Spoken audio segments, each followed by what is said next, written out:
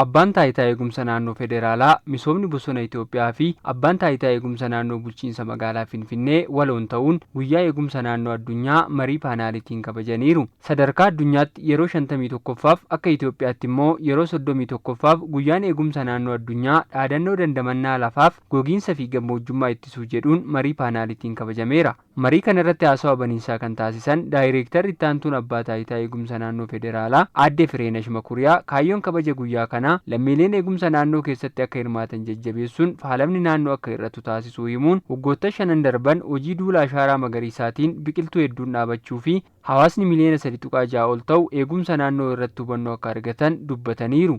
ባለፉት 5 ዓመታት በክቡር ጠቅላይ ሚኒስትራችን ዶክተር አብይ አህመድ waggoottan 5 darban kaka'umsa kabajamuun ministeera muummee Dr. Abiy Ahmed taasisaniin Itoophiyaan sagantaa ashaaraa magariisaan biqiltuu dhaabuun misooma qarqara lageenii eegalchiisuun qulqullina magaalotaa irratti hojjechuun eegumsa naannoof xiyyeeffannoo kennitee jirti. Gama bonnoo mootiinis hawaasni miliyoona 3.6 ta'an tooftaalee garaagaraan eegumsa naannoo irratti hubannoo akka qabaatan ta'eera.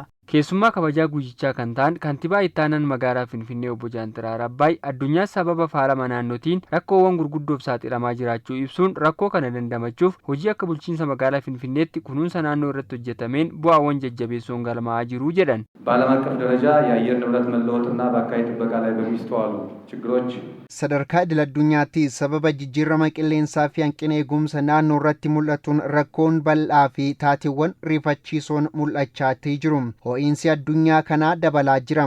Gogiinsii fi gammoojjummaan babal'achaa jira. Akka magaalaa Finfinneettis kunuunsa naannoo keenyaaf hojiiwwan hedduun hojjetamaniiru. Hojii ashaaraa magariisaan uwwifni magariisummaa magaalaa Finfinnee 200.8 irra ture amma 15% irra qaqqabeera. Magaalaa keenyatti paarkiiwwan babal'isuu fi hojiiwwan sadarkaa addunyaatti beekamtiin itti argame hojjetamaa tureen jijjiiramni dhufeera.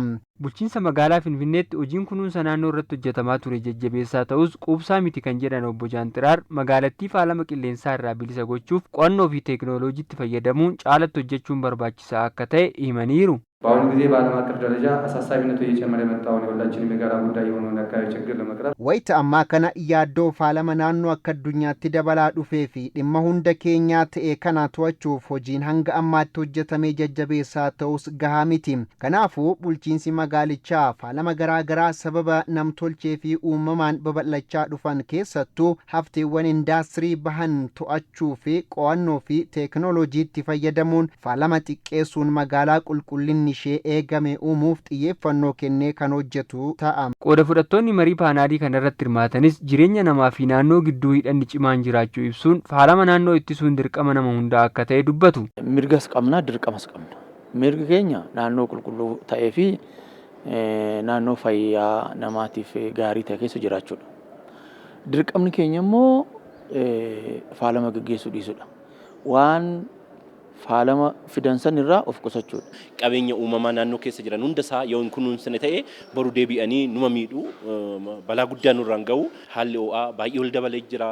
Isa bira darbee diraawutii akkasumas gogiinsa baay'ee waan baay'eetu jira.